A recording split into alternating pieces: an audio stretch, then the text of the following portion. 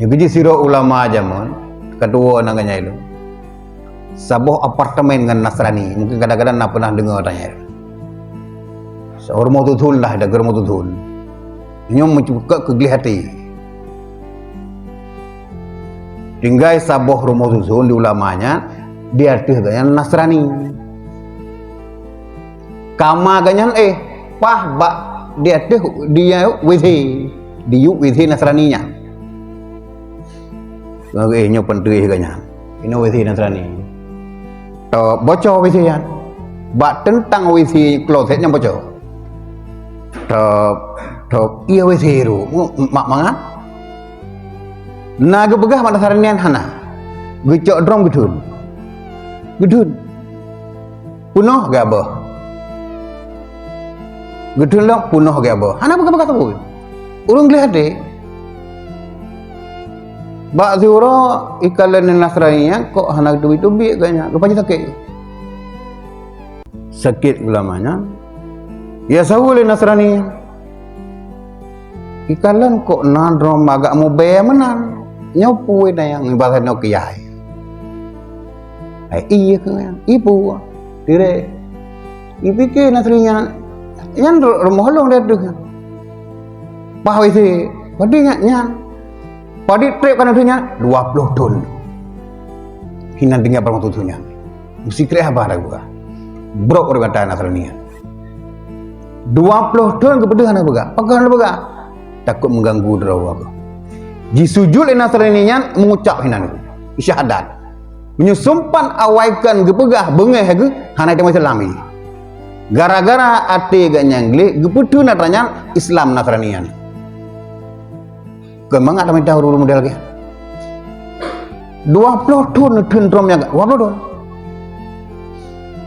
pegang hana buka takut duit drog hana mengatakan kanyo kaji di sujud di gegenya ibadah asyhadu an la ilaha illallah itu Islam hayat hat uli telai bagai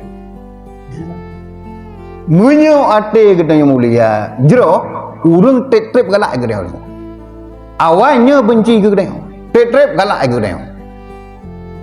Tetapi menyatabalah dengan berangkaduk jit ilmu itu anak mega itu. 15 tahun kita duduk pesantren itu. Menyoate itu tetap benci je ulur lain. Dia buat biasa-biasa mendah dia. Tapi ate kita lembut gon. Wadah duduk tak berkah apa anak tepeh gon. Jamok galak aja dia. Trip urung galak aja dia. Bereta kaya. Tak kena pu anak bengah gebalah api anak.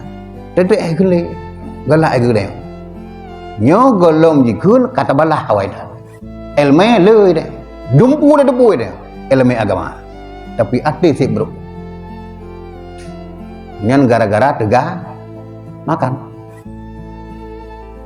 nyan ulama ya hei begini Nasraninya ya pokok itu bukan pegel bukan sirapi bukan anak diri ni nyan model nyan ade itu cukup sulit minta hati lagi ya. Hayir dah. Bubek susah gop lagi ya. Bubek mengganggu gop.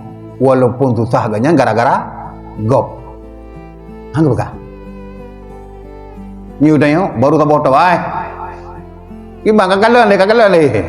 Ibang ka doe. Puek ka punak baju le cukup kimbe. Ngupek bet le ro dia. Udah kemana ada begah le nyo tiri pak yang sang nak begah mengatakan agak bangga menang nyo bengeh dia beli ada begah lagi ulamanya nah lihat Hasan Basri nya gambar